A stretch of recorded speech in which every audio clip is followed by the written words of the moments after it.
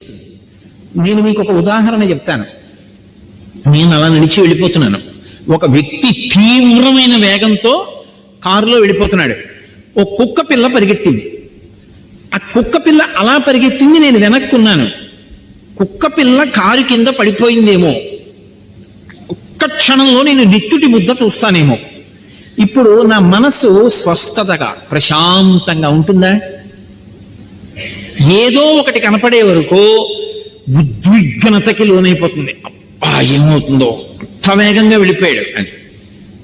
అలా వెళ్ళిపోయిన తర్వాత కుక్క పిల్ల అలా భయంతో ఉండిపోయి కారు చక్రాలు అలా వెళ్ళిపోయి బతికిపోయి కుయ్ కుయ్ కుయ్ కుయ్ అందనుకోండి, అమ్మా బతికిందిరా బాబు, ఇది చచ్చిపోవడం చూస్తే నిజంగా ఇవాళ నా మనసు వికలమైపోయి ఉండేది అనుకుని, ఈ దిక్కుమాలిన కుక్క పిల్ల ఇలాగే తిరుగుతుందో ఏమిటో అని గబుక్కుని పట్టుకుని తీసుకెళ్లి మళ్ళీ ఎక్కడో పెట్టేసి మీరు వెళ్ళిపోతారా? వెళ్ళిపోరా? అయినా మీ మనసు మీద అది ఒక 10 నిమిషాలు ప్రభావం చూపిస్తుంది. అది ఏమైనా అయిపోయి ఉండుంటే అని. ఒక విషయాన్ని మీరు చూస్తే మీ మనసు తీవ్రంగా కదిలింది. నిరంతరం మనసుని పాడు చేసేవే చూస్తుంటే మనసు సాత్వికంగా ఎందుకుంటుంది? ఉంటుందా? ఉండమంటే సంస్కారం ఏర్పడమంటే ఏర్పడుతుందా? ఒక్కనాటికి రాదు. అలాగే చెవులు. అందుకే వేదం ఇప్పుడు ఏం చెప్తుందంటే ఈ 5 జ్ఞానేంద్రియములు భగవత్పరములగుగాక అని అడుగుతుంది. చెవి వెంట అస్తమానం వినకూడనివే. అన్ని విన్న తర్వాత మనసు దేని గురించి ఆలోచిస్తుంది? అవే ఆలోచిస్తుంది. వాసన ఏది రెచ్చగొడుతుందో, ఏది రజోగుణాన్ని కల్పిస్తుందో అవే వాసన చూస్తున్నాడు. మనస్సు తీవ్రంగా కదలకుండా ఎలా నిలబడుతుంది? తినకూడనివి తింటున్నాడు. మనసు వ్యగ్రతతో ఉండకుండా ఎలా ఉంటుంది? ముట్టుకోకూడనివి ముట్టుకుంటున్నాడు. మనసు వ్యగ్రత పొందకుండా ఎలా ఉంటుంది? ఇప్పుడు మనసు సంస్కారవంతం కావాలి అని చెప్తున్నాయా, చాలా మంచిగా ఉండండి అని చెప్పి కంటి నుంచి లోపలికి వెళ్ళకూడనివి, చెవి నుండి లోపలికి వెళ్ళకూడనివి అన్నీ లోపలికి పంపిస్తున్నావు. మనసు ప్రశాంతంగా ఉండు అంటే ఉంటుందా? నాకు చెప్పండి. మీకు నేను ఒక కుక్క పిల్ల ఉదాహరణ చూపించా. కుక్క పిల్లకే అంత కదిలిపోతే ఎంత తీవ్రమైన ప్రభావం ఉంటుంది మనిషి మనసు మీద. సంస్కారవంతము కానటువంటి మనసు నుండి పుణ్యకర్మ రాదు.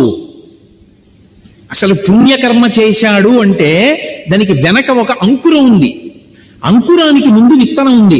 బీజస్యాం తరివంకురో జగదిదం ప్రాంగ్ నిర్వికల్పం పునః మాయా కల్పిత దేశ కాల కలన వైచిత్ర చిత్రీకృతం అంటారు శంకరాచార్యులు వారు దక్షిణామూర్తి స్తోత్రంలో. అసలు విత్తనం ఉంటే కదా అంకురం రావడం, అంకురం వస్తే కదా చెట్టు అవ్వడం, అసలు సంస్కారం ఉంటే కదా మంచి ఆలోచన రావడం. సంస్కారం మనసులో లేదనుకోండి, అది పైశాచికానందాన్ని పొందడం మొదలు పెడుతుంది. ఎవడో బాధపడుతుంటే వీడు సంతోషిస్తూ ఉంటాడు. మంచి పని చేద్దాం, మంచి పని చేద్దాం, ఎవరికన్నా ఉపయోగపడదాం, ఎవరైనా సంతోషపడితే మనం చూద్దాం అన్న ఆనందం ఒకటి మనసులోంచి ఉద్భుతము కావాలి అంటే ఏది ముందు లోపలికి వెళ్ళాలి? మంచి విషయాలు లోపలికి వెళ్ళాలి. మంచి విషయాలు లోపలికి వెళ్ళాయి అనుకోండి, మంచి సంస్కారం ఏర్పడుతుంది. మహాత్మా గాంధీ గారు రైలు పెట్టి చివరి నిలబడ్డారు. రైలు వెళ్ళిపోతుంది. అకస్మాత్తుగా ఆయన చెప్పు జారిపోయింది ఒక కాల్ది. వెంటనే రెండో చెప్పు వదిలేశారు. పక్కనున్నవాడు అన్నాడు, అది రెండో చెప్పు వదిలేశారు ఎందుకన్నాడు. ఆయన అన్నారు, ఒక చెప్పు ఉంటే నాకెందుకు ఉపయోగపడుతుంది, 2 వదిలేస్తే దొరికిన వాడికి ఉపయోగపడతాయి, అందుకే వదిలేశాను.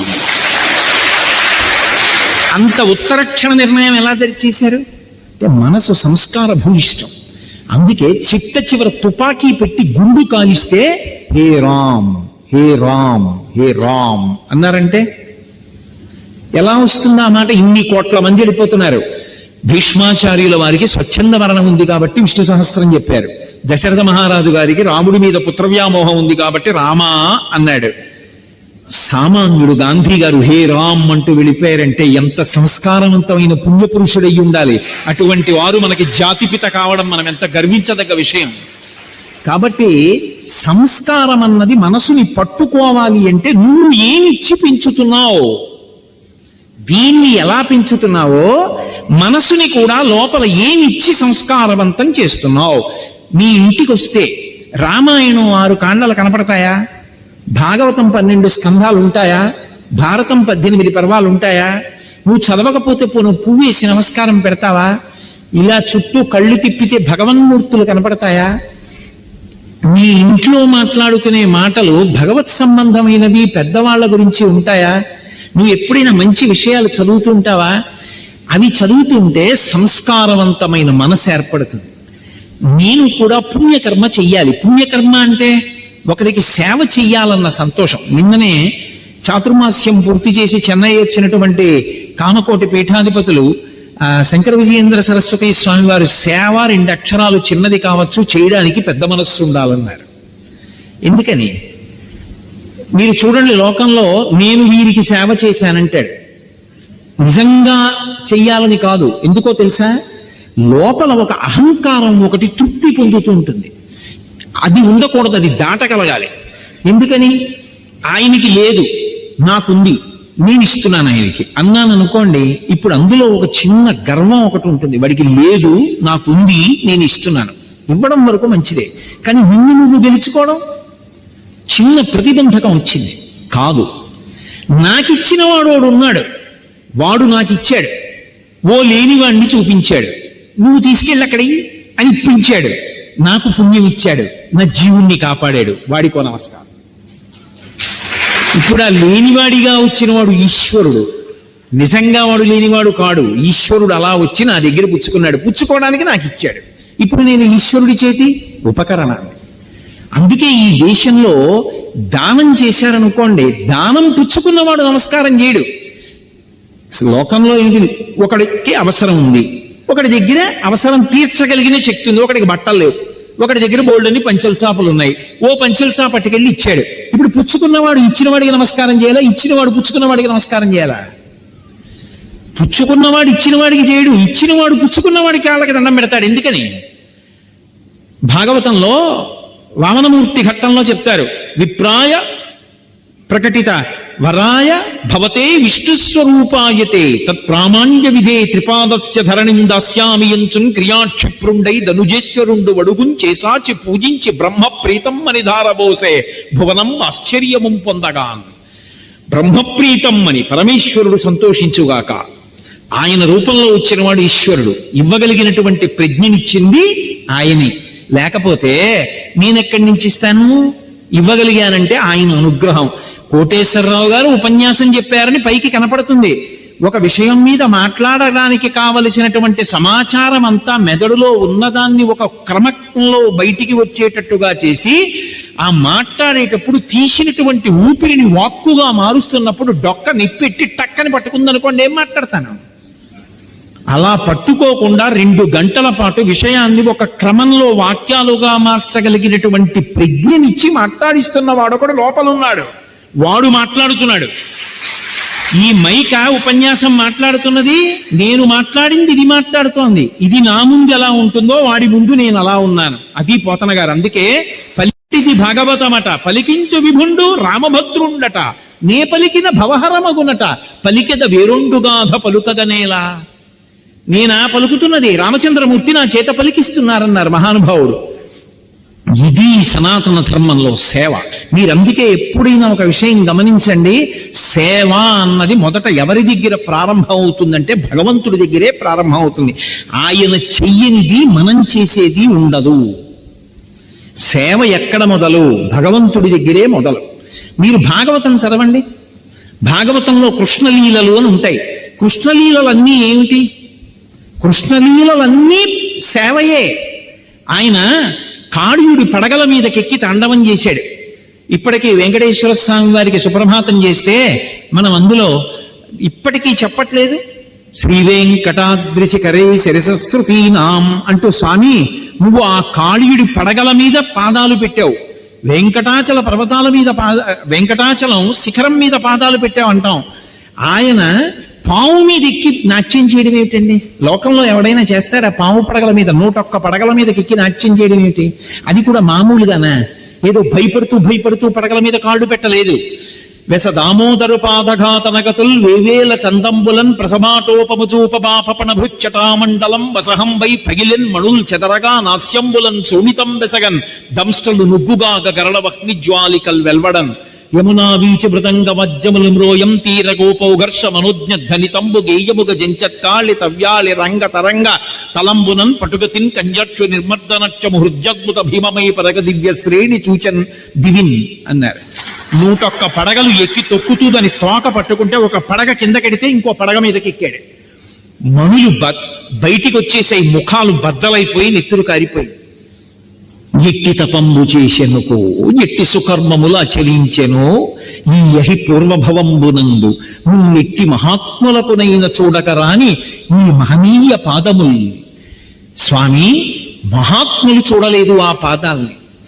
శూరులు తొల్లియే విభుని శోభిత పాదనక ప్రభావళించేరి భవంధకారముల చిక్కక ఉందురు వట్టి దేవునిన్ వైరముతోడనైన గెలువన్ నన్ను పంపి శుభంబు చేసి నిష్కారణమైన ప్రేమ ఇది కంసుని పోడు చకుండు కల్గునే అంటాడు అక్రూరుడు. కాలి గోటి కాంతి దొరకదొరాయింది, ఆయన్ని చూడగలిగావు. కాళీయుడా, నువ్వు ఎంత అదృష్టవంతుడివి. 101 పడగల మీద నాట్యం చేశాడు. ఎవరి కోసం? ఆయనకి సరదా పుట్టి నాట్యం చేయలేదు. కాళీయుడు కాళింది మడుగులో ఉన్న కారణం చేత ఆ నీళ్లు తాగితే ఆవులు దూడలు చచ్చిపోతున్నాయి. తెలియక తాగిన గోపాల బాలురు మరణించారు. వాళ్ళని బ్రతికించాడు. కాళీయుడు అక్కడ ఉండకుండా వెళ్ళిపోవాలి అంటే పడగల మీద తాండవం చేశాడు. పరమ సంతోషంగా, పరమ ఆనందంగా నవ్వుతూ. ఎవరి కోసం అది? ఆయన కోసం కాదు, గోపాలబాలుల కోసం, నోరు లేని ఆవుల కోసం, నోరు లేని దూడల కోసం ఆయన కాళీయమర్దనం చేశాడే. అంటే సేవ చెయ్యడం అనేటటువంటి దాంట్లో నీకు పారవస్యం కలగాలి, పరమ సంతోషం కలగాలి. అబ్బా, ఇంకింతకన్నా ఏం కావాలండి? అందుకే సేవకి ప్రతినిధి ఎవరో తెలుసా? హనుమ. తన జీవితం మొత్తం మీద ఇప్పటికీ ఉన్నారు. ఎందుకనంటే చిరంజీవి శృంగగిరి పీఠాధిపత్యం వహించిన చంద్రశేఖర భారతీ స్వామి వారు సుందరకాండ చదువుతుంటే ఓ కుర్చీ వేసి దాని మీద పట్టుబట్ట వేసి పెట్టేవారు. నేను మీకు పరమ సత్యం చెప్తున్నాను, ఇప్పటికీ వస్తారు స్వామి హనుమ. ప్రత్యక్షంగా నేను ఎన్నో సందర్భాల్లో అనుభవాన్ని పొందాను. అది నా గొప్ప కాదు, రామాయణం గొప్పతనం. వచ్చి తీరుతారు హనుమ. అందుకే నేను సరే, ఇప్పుడు మళ్ళీ ఆ అనుభవాల గురించి ఎందుకు లేండి, కానీ ఎంత వస్తారంటే రామనామం చెప్తే చాలు వచ్చి కూర్చుంటారు. ఆయన వచ్చారంటే బ్రతుకుతారు. రామార్థం వానరార్థం చ చికీర్షం కర్మదుష్కరం సముద్రస్య పరంపారం దుష్ప్రాపం ప్రాప్తుమిచ్చతి అన్నారు మహర్షి. తన కోసమా 100 యోజనముల సముద్రాన్ని దాటి వెళ్ళారు? తన కోసమా, తన కీర్తి కోసమా? పరులకు ఉపకారం చెయ్యడం తప్ప తన జీవితంలో తన కోసము అని తానొక పని చేసుకున్నారు హనుమ అని ఆయన జీవితం మొత్తం మీద ఒక నాకు చూపించండి. ఆఖరికి ఆయన చేసుకున్న పెళ్లి కూడా ఆయన కోసం కాదు. స్వర్చల కామము లేని పురుషుడు నన్ను పెళ్ళాడితే ఆయన పక్కన భార్యగా కూర్చుని ఆయన యజ్ఞం చెయ్యడానికి ధర్మపత్నిని అవుతాను. కామం ఉండకూడదు ఆయనకి అంది. సువర్చల కోరిక తీర్చడానికి ఆవిడ్ని వివాహం చేసుకుని ఆయనతో కలిసి యజ్ఞం చేస్తాడంతే.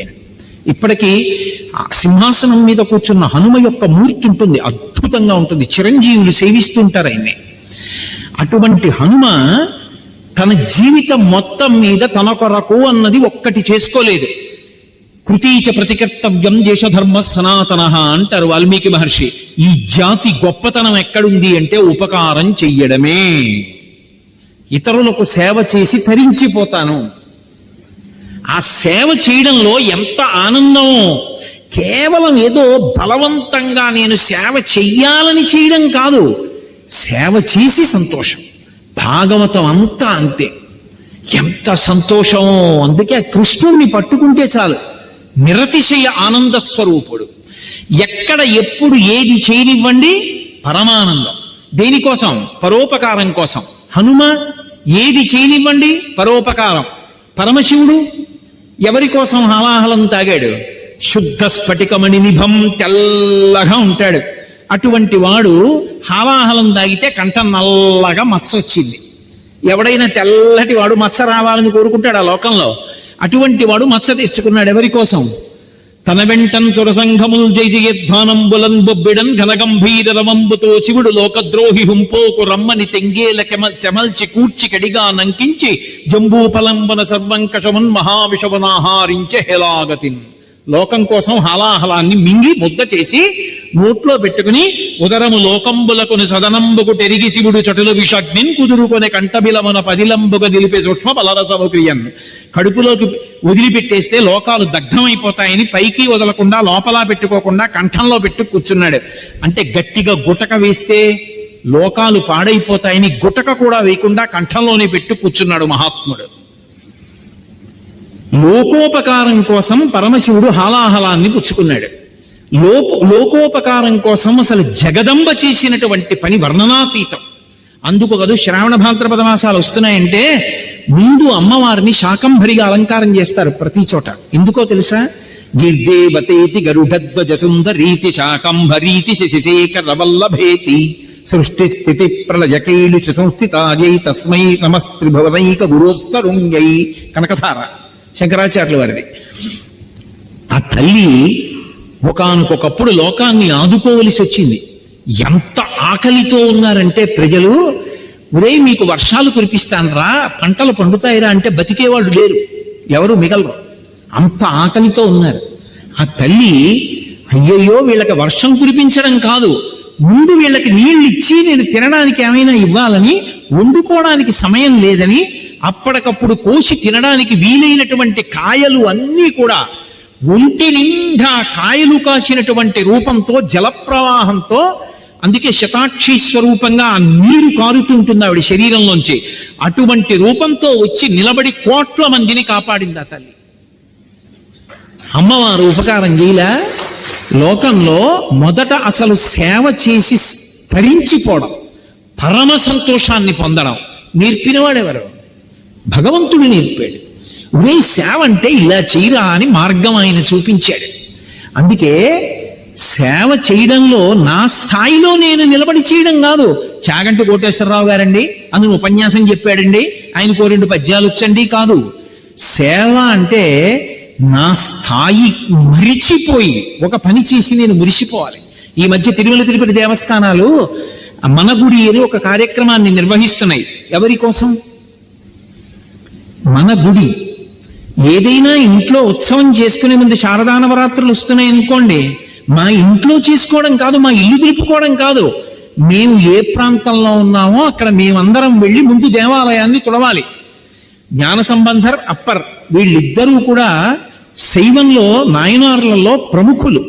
ఇద్దరూ ఒకసారి వైదీశ్వరం దేవాలయాన్ని పునర్నిర్మాణం చేయాలనుకున్నారు, శిథిలమైపోయిందని. శివుడి దగ్గరికి వెళ్ళి నమస్కారం చేశారు. రోజు కూలీల్ని పెడతాం, మా దగ్గరే ఉంది కూలీ ఇవ్వడానికి, సాయంకాలం కూలీ ఇచ్చే ముందు నీ దగ్గరికి వచ్చి ఆ పై గడపలో చెయ్యి పెడతాం, ఇవ్వడానికి కావలసినంత డబ్బు నువ్వు ఇస్తూ ఉండాలి, గుడి పునర్నిర్మాణం చేస్తాం. రోజు సాయంకాలం అయ్యేది. జ్ఞాన సంబంధర్ అప్పటికన్నా గొప్పవారు. ఇద్దరు వెళ్ళి చేయి పెట్టేవారు, బంగారు నాణేలు దొరికేవి, అంగడికి పంపించేవారు. అప్పటికి దొరికిన బంగారు నాణ్యంలో బంగారం ఎక్కువ ఉండేది, జ్ఞాన సంబంధర్కి దొరికిన నాణ్యంలో బంగారం తక్కువ ఉండేది. రోజు ఇలా జరుగుతుంటే జ్ఞాన సంబంధర్కి బాధ కలిగింది.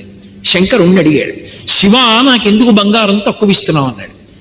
ఆయన అన్నాడు, నువ్వు పత్తికాలు పాడతావు, దండకాలు చేస్తావు, నా దగ్గర కూర్చుంటావు.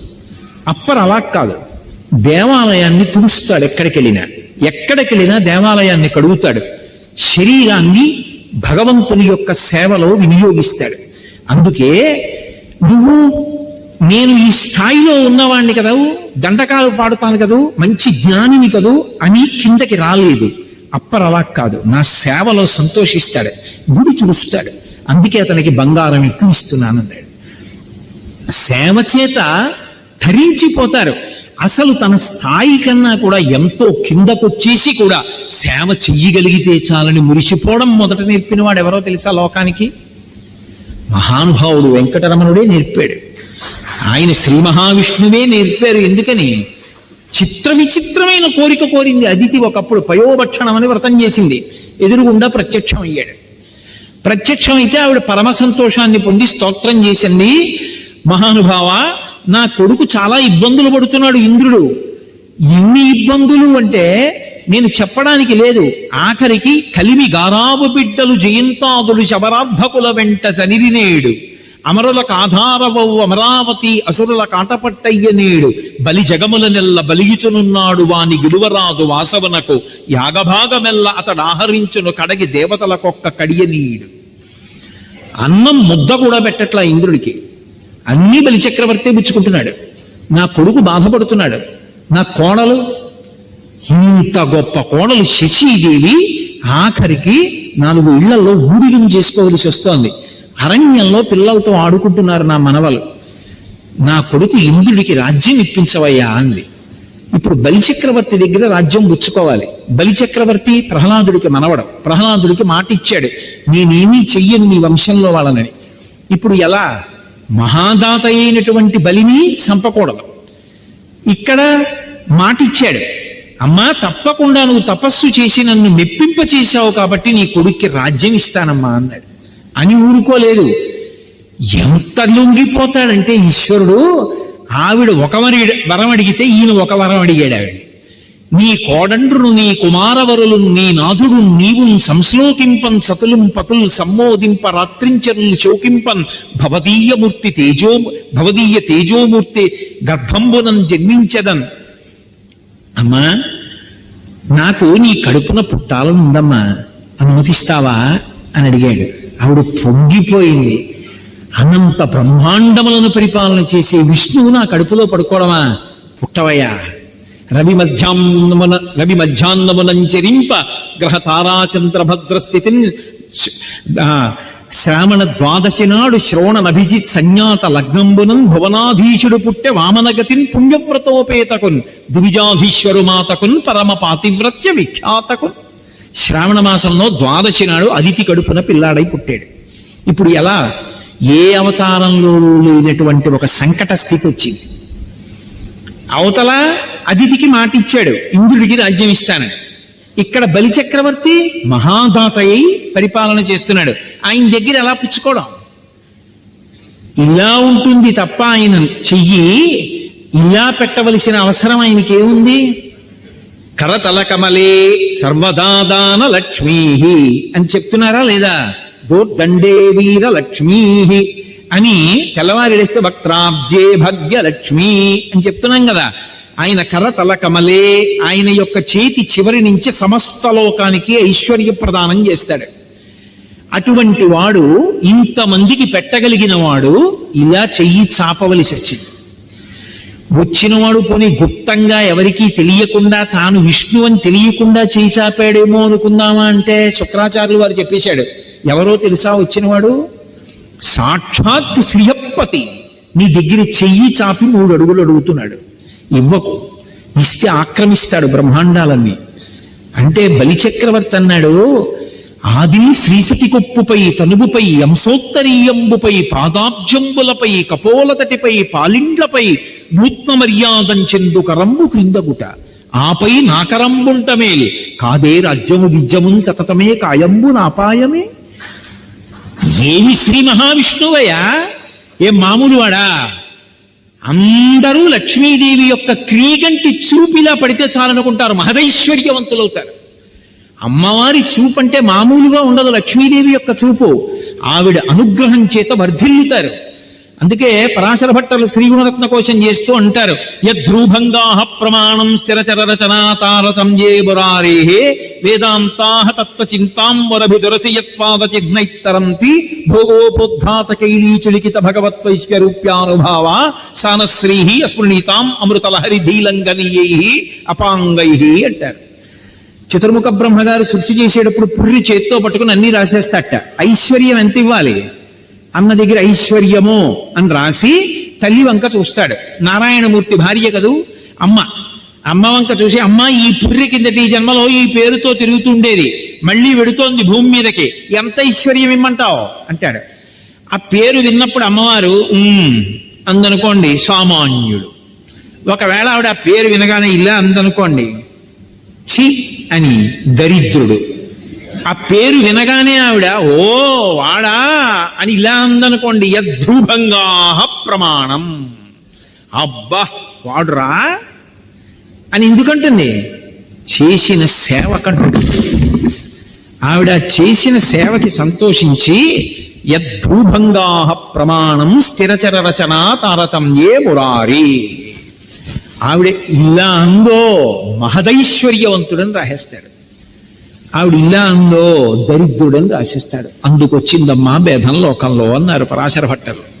అటువంటి శ్రీ మహాలక్ష్మి పక్కన నిలబడితే శ్రీ మహావిష్ణువు ఆవిడ కొప్పు మీద ఇలా చెయ్యి వేస్తే, ఆదిం శ్రీసతి కొప్పుపై తనువుపై ఆవిడ ఒంటి మీద చెయ్యేస్తే, అంశోత్తరీయంబుపై ఆవిడ యొక్క పవిట కొంగు పట్టుకుంటే, గజేంద్ర మోక్షణంలో పట్టుకోవాలా, అందుకని ఆ పవిట కొంగు పట్టుకుంటే అంశోత్తరీయంబుపై ఆ కపోల తటిపై ఆవిడ బొగ్గలు ఇలా పులుకుతుంటే, పాలిండ్లపై నూత్న మర్యాదంచెందుకరంబు. నూత్న మర్యాద అంటే నా శిష్యుడు కనబడ్డాడు అనుకోండి, ఏరా బాగున్నావా అని నేను వాడి భుజం మీద చెయ్యేశాను అనుకోండి, బాగున్నాను గురువు గారు, వాడు కూడా నా భుజం మీద చెయ్యేశాడు అనుకోండి, ఇంకేం గురువు గారు ఇంకేం శిష్యుడు, ఇవాళ గురువు గారు నా భుజం మీద చెయ్యేసి పలకరించారే అని వాడు పరవశించిపోయి ఇంటికి వెళ్ళి చెప్పాడు అనుకోండి, అది నూత్న మర్యాదంచెందుకరంబు.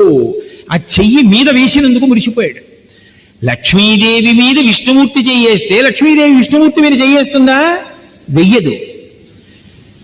ఎంత పొంగిపోతుందో అటువంటి తల్లి, లక్ష్మీదేవి మురిసిపోయేటటువంటి తల్లి. అటువంటి చెయ్యున్నవాడు చెయ్యి చాపాడు, నేను ఇస్తున్నాను. సృష్టిలో ఉందా ఇంతకు పూర్వం? ఆయన ఇస్తే పుచ్చుకున్నవాడే తప్ప ఆయన చెయ్యి కింద పెట్టడం, ఆయనకి ఇచ్చేవాడిగా నీ చెయ్యిపై పెట్టడం గురువుగారు ఎక్కడన్నా ఉందా? నాకు దక్కిందా భాగ్యం, వద్దంటారే, ఇచ్చేస్తానంతే అన్నాడు శుక్రాచార్యుల వారితో. అంటే ఒకానొక నాడు అన్న మాట నిలబెట్టుకోవడానికి, సేవ చెయ్యడానికి విష్ణు అంతటి వారు అంత స్థాయిలో కిందకొచ్చి పొట్టివాడై వామనమూర్తి అయి చెయ్యి చాపాడు. సేవ అనేటటువంటి దాంట్లో ఎంత తరించిపోతారంటే, లోకానికి ఉపకారం చేయడం అన్నది ఎంత పెద్ద మాట అంటే, భగవంతుడు అవతార స్వీకారం చేస్తే ఎవరైనా ఆయన వల్ల ఉపకారం పొందవలసిందే. ఆయనకి నేను ఉపకారం చేశానంటే ఆయన తిరిగి నాకు ఉపకారం చేయలేదండి అన్న మాట లోకంలో ఉండదు. అనంత శక్తివంతుడైన బ్రహ్మాండములకు అధిపతి అయినటువంటి పరమేశ్వరుడు అవతారమూర్తిగా వస్తే అందరికీ ఉపకారం జరుగుతుంది. రామావతారంలో వచ్చాడు, రాముడితో కలిసి ఉన్న వాళ్ళలో అసలు నాకు ఇది దొరకలేదన్నవాడు ఎవరున్నాడు? అందరికీ అన్నీ కల్పించాడు. ఆయన ఇవ్వలేంది లేదు, అలా ఇచ్చాడు. విభీషణుడు వచ్చి శరణాగతి చేస్తే నీకు లంకారాజ్యం ఇస్తున్నాడని పట్టాభిషేకం చేసేశాడు. రావణాసురుడు ఇంకా బతికున్నాడు. కొంతమందికి అనుమానం వచ్చి వానరులు అన్నారు, విభీషణుడు వచ్చి శరణాగతి చేస్తే పట్టాభిషేకం చేసేశారు కదా, రేపు పొద్దున్న రావణాసురుడు కూడా వచ్చి శరణాగతి చేస్తే అప్పుడు లంకారాజ్యం నుంచి తీసేయలేరుగా, మరి లంకలోనే ఉంటాడుగా, విభీషణుడికి ఏమిస్తారన్నారు? నా రాజ్యం కోసల రాజ్యం ఇచ్చేస్తా అన్నాడు. ఒకసారి భగవంతుడి దగ్గర నమస్కారం చేస్తే ఆయన దగ్గరకు చిత్తశుద్ధితో వెడితే నువ్వెవరనాయని అడగడం. అది ఆయనకున్న లక్షణం. నువ్వు పాపాత్ముడివా, నువ్వు పుణ్యాత్ముడివా, నువ్వేం చేశావు, ఎవరబ్బాయివి, నీకు ఇన్కమ్ ట్యాక్స్ ఎస్ఎస్సీవా, నీ క్యాస్ట్ సర్టిఫికెట్ ఉందా, నీ దగ్గర లేకపోతే ఏదైనా ఐడి కార్డు ఉందా, ఎక్కడ చేస్తున్నావు, ఇవన్నీ ఆయన అడగడం. అందుకే రామాయణంలో మహర్షి ఒక మాట అంటారు, నివాస వృక్ష సాధూనాం ఆపన్నానాం పరాగతి ఆర్తానాం సంశ్రయశ్చైవ యశస్చైక భాజనం. ఓ పెద్ద చెట్టు ఉంది, నువ్వు ఎండలో ఉన్నావు, నీడ కావాలి, చెట్టా రా అంటే రాదు, నువ్వు వెళ్ళి దాని మొదట్లో కూర్చున్నావు, నువ్వెవరు? చెట్టు అడగదు. నువ్వు వచ్చి కూర్చున్నావు, నీడనిస్తుంది. భగవంతుడంతే, నువ్వు ఆయన్ని చేరావు, అనుగ్రహిస్తాడు. నువ్వెవరు? ఆయనకు అనవసరం. అంతకు ముందేమిటి? ఆయనకు అనవసరం. అక్కడికి చేరావా లేదా? అనుగ్రహించేస్తాడంతే. అలా ఇవ్వగలిగిన పరమాత్మ ఒకానొకప్పుడు ఈ దేశంలోనే విచిత్రం ఏమిటంటే, తనకి ఉపకారం చేసిన వాడికి ప్రత్యుపకారం చెయ్యలేకపోయాడు. సేవ అంటే అలా ఉంటుంది. ఎవరి విషయంలో?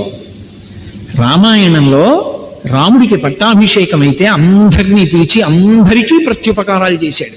ఆయన వల్ల ఉపకారం పొందని వాళ్ళు లేరు రాముడి వల్ల. చిట్ట చివర లేచి నిలబడి హనుమ దగ్గరికి వెళ్ళారు.